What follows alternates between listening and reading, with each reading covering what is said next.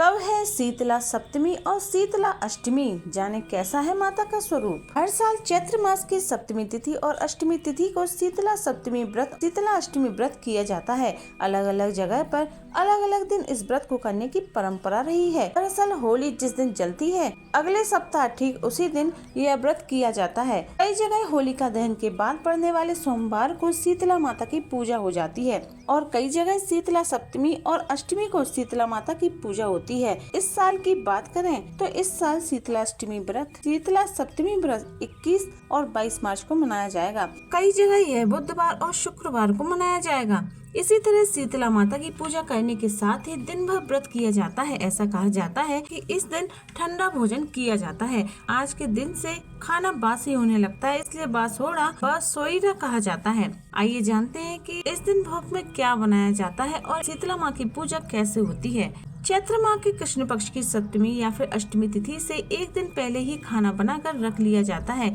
खासकर रात को खाना बनाते हैं जिससे सुबह तक खाना खाया जा सके, इसलिए इसे बसौड़ा कहते हैं, क्योंकि इसमें दिन के एक पहर तक बासी भोजन किया जाता है। खास तौर से चावल दही मिलाकर भोग बनाया जाता है। कई लोग भीगी चने की दाल का भोग लगाते हैं। इसके साथ ही पूरे दिन भोजन नहीं बनाते और गर्म खाना भी नहीं खाते हैं। और आइए जानते हैं कि सप्तमी तिथि का प्रारंभ कब से हो रहा है। सप्तमी तिथि का प्रारंभ 21 मार्च दिन शुक्रवार सुबह 2:45 से हो रहा है और सप्तमी तिथि का समापन 22 मार्च दिन शुक्रवार सुबह 4:23 तक और इसके बाद अष्टमी लग जाएगी। यह तिथि को मानते हुए शीतला सप्तमी या फिर बसौड़ा का पर्व 21 मार्च यानी कि शुक्रवार को किया जाएगा। अब आइए जानते हैं कि शीतला माता का स्वरूप कैसा है। शीतला माता के हाथ में झाड़ू और कलश है।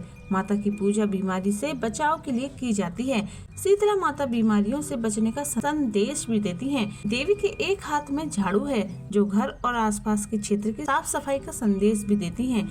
वहीं दूसरे हाथ में कलश है जिसमें रोगाणुनाशक जल हाथ धोने का प्रतीक है। इसलिए शीतला माता के व्रत के दौरान भोजन नहीं बनाया जाता एवं रसोई घर में सफाई और पूजा की जाती है। शीतला अष्टमी के दिन कुछ गलतियां करने से माता की कृपा प्राप्त नहीं होती और अशुभ फल भी मिल सकते हैं। तो आइए जानते हैं कि इस दिन किन चीजों से बचना चाहिए। शीतला अष्टमी के दिन चूल्हा जलाना वर्जित माना जाता है, क्योंकि इस दिन बासी भोजन का सेवन करने की परंपरा है।